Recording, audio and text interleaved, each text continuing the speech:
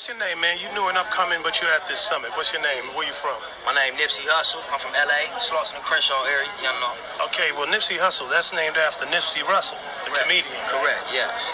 So talk a little bit about yourself, man. What brings you up here, up and coming, and, how come you're not blinging and having all kind of crazy diamonds and all that? I guess you're here to get your money right, huh? All the time, all that is cool for the image and all that, but all them is liabilities, you feel me? I'd rather invest in some real estate, you know what I'm saying? Wait, can you repeat that again, man? You're up and coming artist. What did you say you want to do? I say invest in some assets as opposed to trick off my money on some liabilities like diamonds. You know what I'm saying? Cars that lose value, so you drive them off the lot. So you're trying to get land. Exactly, homie. A real asset. Take care of my peoples, because it look good, but at the end of the day, you losing value, homie. It ain't appreciating, it's depreciating. All right, dude. Rest in peace, Nipsey Hussle. Welcome, guys, to another episode of the podcast. Before we get started, let's cheers to our boy.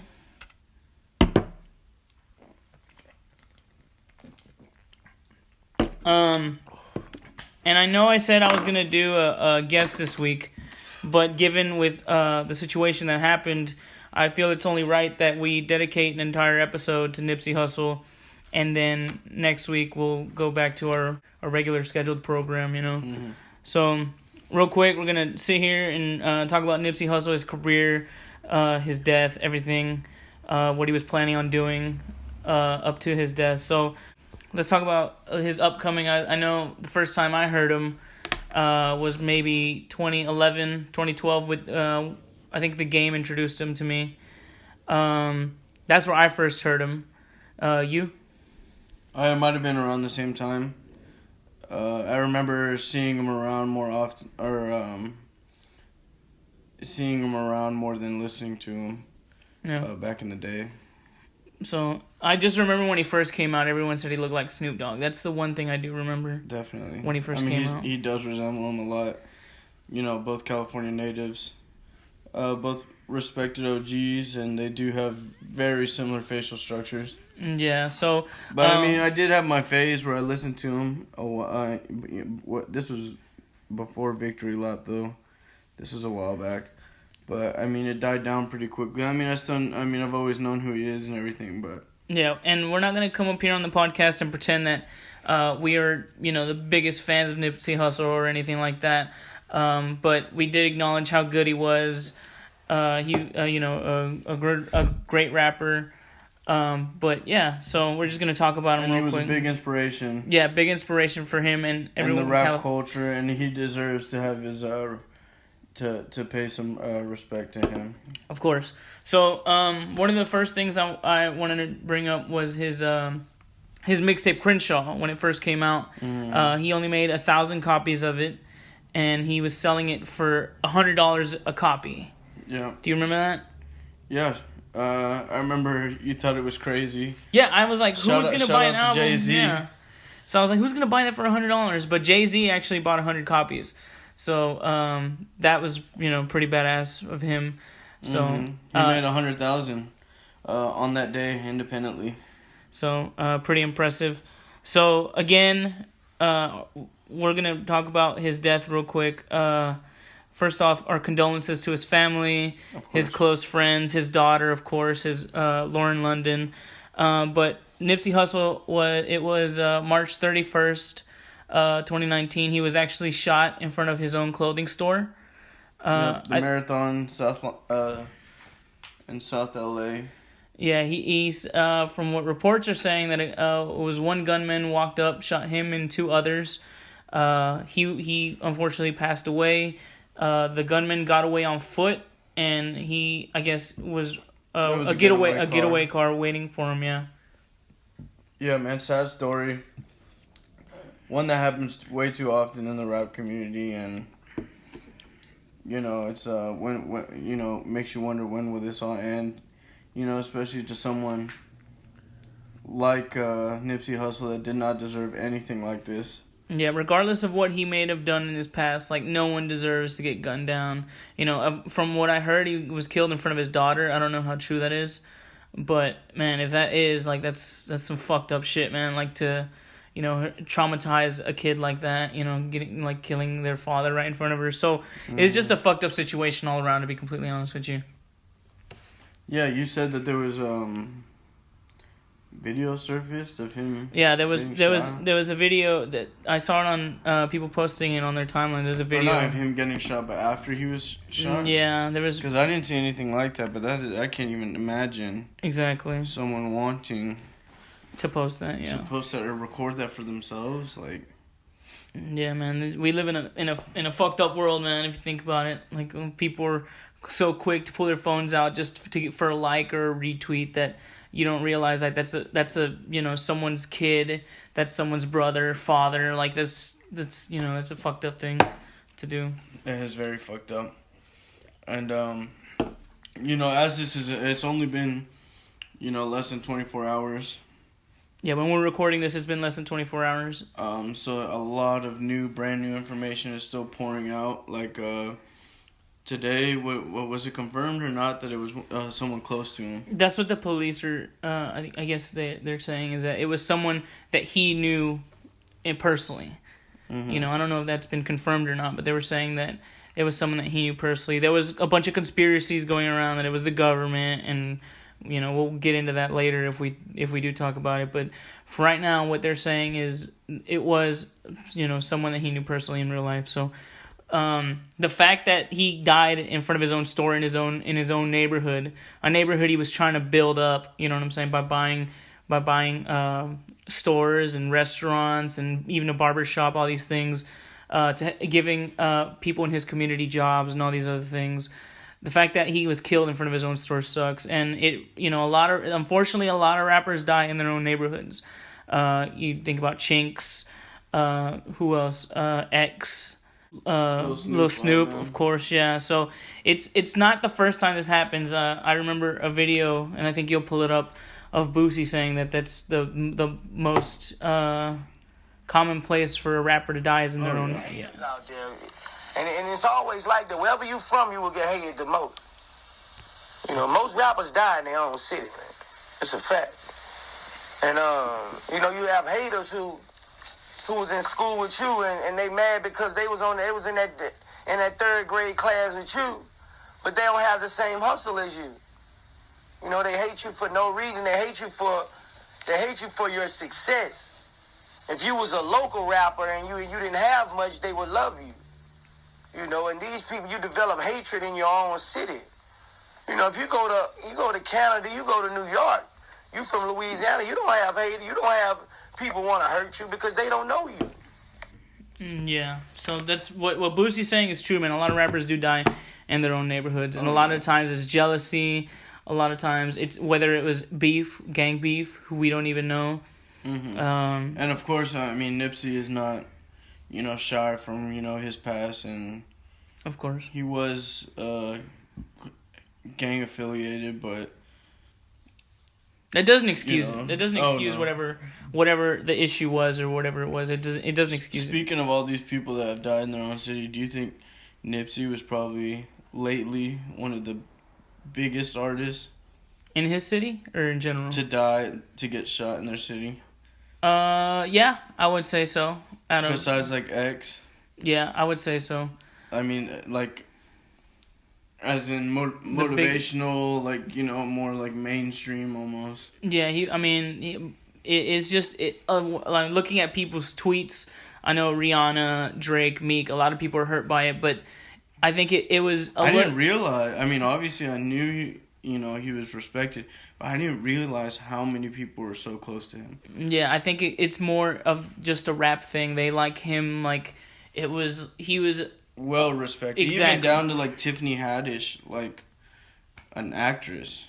Oh yeah. From the same area, she's posted, she's very hurt about it, and this hurt everywhere. Oh yeah, there's a lot of things going on. I know Meek was really hurt by it. Him and Meek were actually going to release a joint mixtape or a joint album this summer. So it's just a shitty situation. I know The Game, he was on Instagram Live. He was bawling.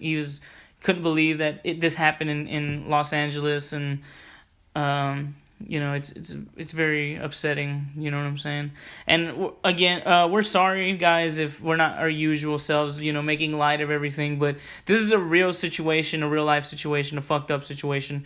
So we figured we would come up here and pay the man his respects and come up here and shed some light on him. You know what I'm saying? And for some people who've probably never even heard Nipsey Hussle, this would be a great eye-opener to who he was as a person and what he was getting ready to do in the community, because he was doing a lot for his community, man. Oh, yeah.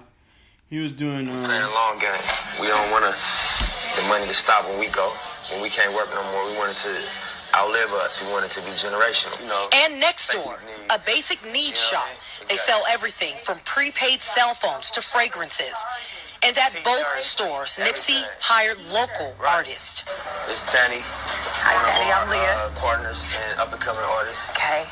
By the end of this year, Nipsey will also open a barber shop. And so we gonna call this Steve's. And it's named after my homeboy, Fats. You know what I mean? It's a tattoo of him right here. He was murdered last year. And a Creole seafood restaurant. And everything. All the equipment was brand new. All of these businesses are family-owned and operated. Yeah. So, I mean, he was doing a lot for the community, and this is the man that they took away from us. You know, it's not... He wasn't an awful person, and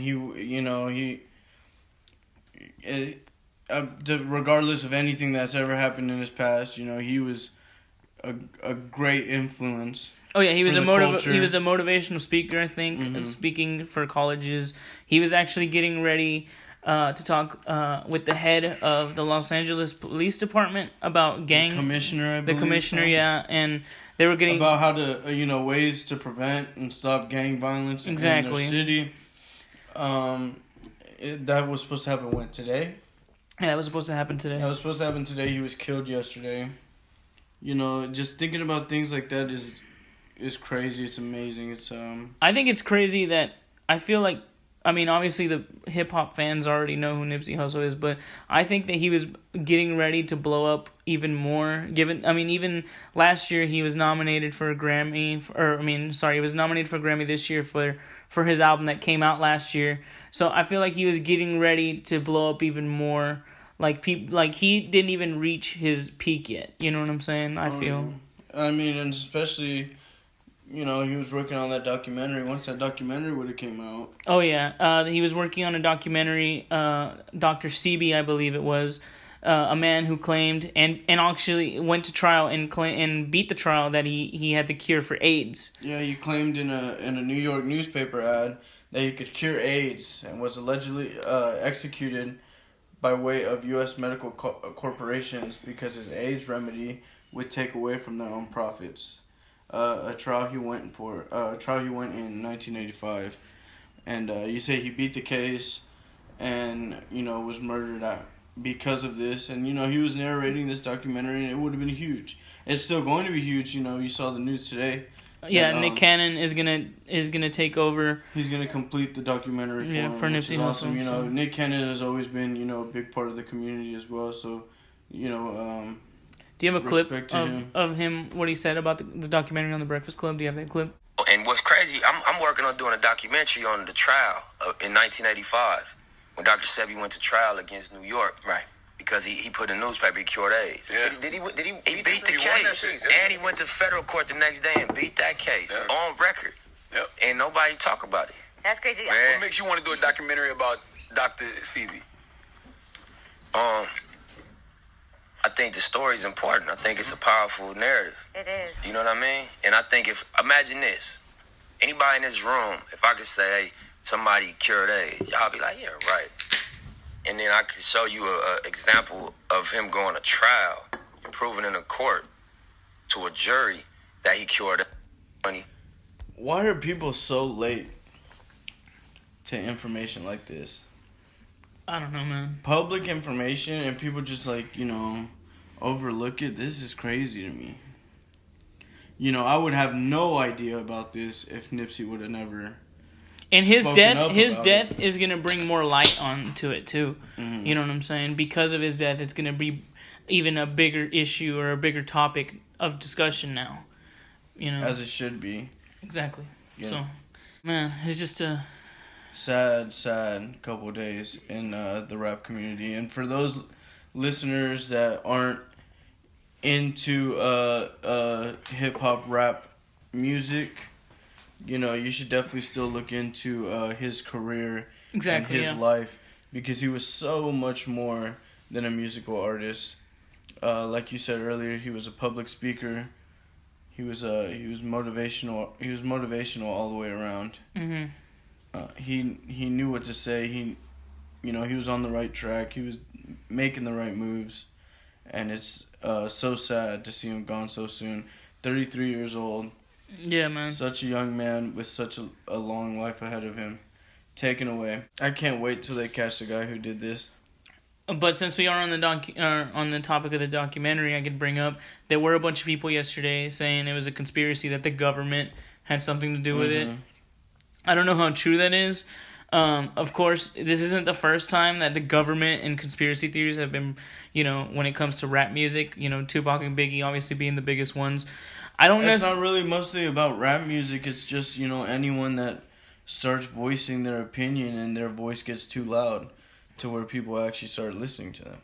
Yeah, and I mean, for all we know, it really wasn't the government. It was, something internal within Nipsey and another individual. But it's just ironic that every time, you know what I'm saying, someone is getting ready, like you said, to speak up, they get taken out like this. Yeah. It's just horrible, man. I mean, 6 shots, spot on, no witness, broad daylight, in his hood, in his block. It seems a little strange. Yeah, because I did see some people saying, like, yo, Nipsey's, like, for the neighborhood. He's doing things for the neighborhood. Like, everyone that I've seen, heard, talked to, whatever, everyone's saying, like, no OG is going to do that ever. Yeah, exactly. It's just like when you're growing up, in that environment, and you see the little kid hooping, and you're like, oh, he has a chance to go somewhere. Leave that kid alone. Yeah. That's basically Nipsey after this point. It's just like, no. I mean, you have so much respect for him at this point that you are not going to even bring up no stupid gang or whatever bullshit. Like, it fathoms me. It's crazy. Towards the end of his life, he was all about positivity and, a lot of these things. He was a great individual. Also, you have a clip you wanted to share? Change the hood or change the reality of what goes on. But what you gotta think about is when you don't have resources, you in survival mode.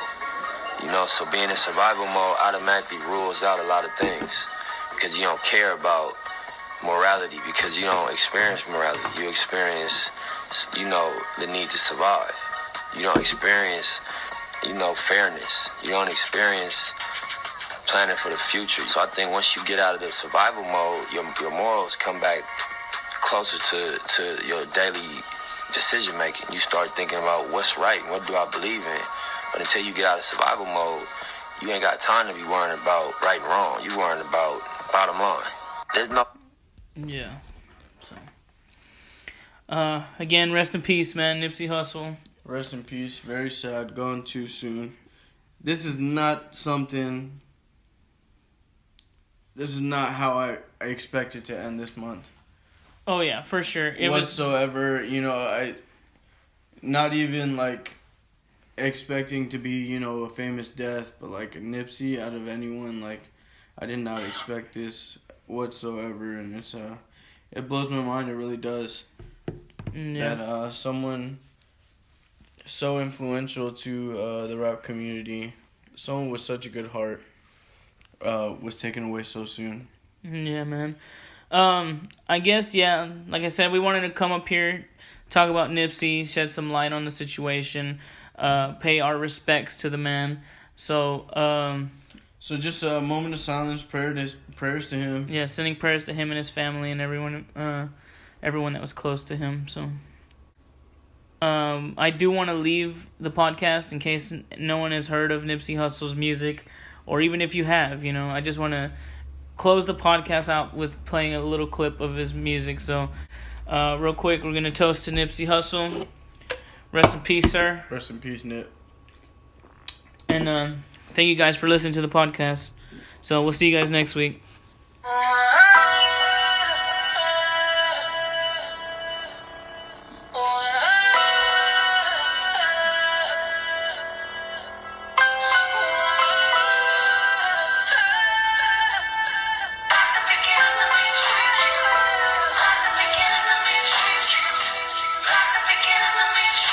I'm prolific, so gifted. I'm the type that's gon' go get it. No kidding. Breaking down a switch in front of your building. Sitting on the steps, feeling no feelings. Last night it was a cold killing. You gotta keep the devil in his hole, nigga. But you know how it go, nigga. I'm front line every time it's on, nigga. 100 pro flow, running shoot pro. 458 drop, playing bulletproof soul. Every few shows, I just buy some new gold. Circle got smaller, everybody can't go. Downtown Diamond District, jewelers like yo. Hustle, holla at me, I got Cubans on the low. Through the Cancun, smoking Cubans on the boat. Then dock that to